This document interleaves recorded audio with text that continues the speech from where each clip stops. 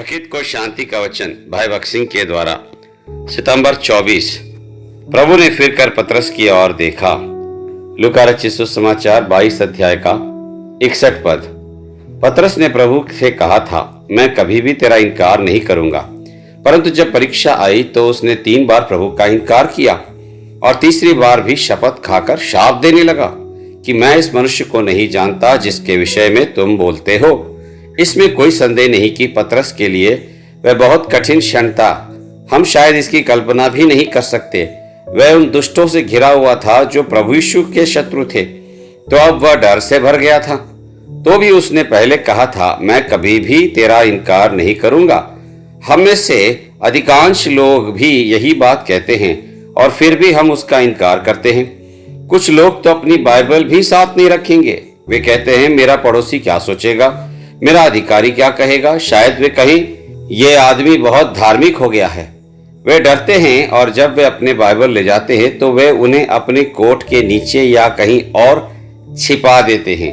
लोग जो कहते हैं उस पर उन्हें शर्म आती है।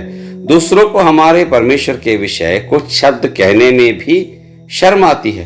पतरस की निंदा करना हमारे लिए बहुत आसान है, लेकिन हमारे बारे में क्या हमने उसे बुरी तरह विफल नहीं किया है और उसे कई बार नकारा है।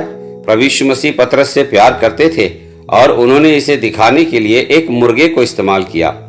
हम नहीं जानते कि ये कैसे आया, परंतु हम जानते हैं कि प्रभु ने स्वर्गदूत को नहीं परंतु मुर्गे को आज्ञा दी और इसका उपयोग पतरस को यह बताने के लिए किया कि उसने प्रभु का इनकार कर दिया है। और मुर्गे ने प्रभु यीशु मसीह की बात मानी और कहा, कुकरू कुकरू। तब पतरस को प्रभु की याद आई। प्रभु चाहे तो मुर्गे को भी उपयोग कर सकता है। वह प्रचारकों पर निर्भर नहीं है। कभी कभी प्रचारक घंटों प्रचार करते हैं लेकिन और कोई पछताता नहीं है। लेकिन उस सुबह एक मुर्गे ने ही प्रभु की आज्ञा का पालन करते हुए पतरस को पश्चाताप कराया।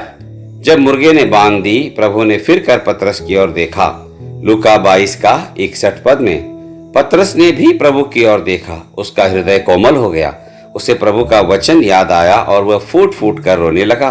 पतरस ने प्रभु की ओर देखा और अपनी परीक्षा पर विजय प्राप्त की। अब प्रभु तुमसे कह रहा है, मेरी ओर देखो। तुम्हारे पाप चाहे कुछ भी हो, चाहे जो भी हो, आपकी असफलताएं कितनी भी शर्मनाक हो और आपके पाप कितने ही बड़े क्यों न हो, वह वही शब्द कह रहा है, मेरी ओर देखो। अपने उपदेशक या अपने मित्रों, यहाँ तक कि स्वर्गदूतों को मत देखो, मेरी ओर देखो और तुम उद्धार पाओगे। जब भी आप प्रभु को देखेंगे, पश्चाताप के आंसू गिरने लगेंगे। आज अपने पापों के लिए खेद महसूस करने से इनकार न करें।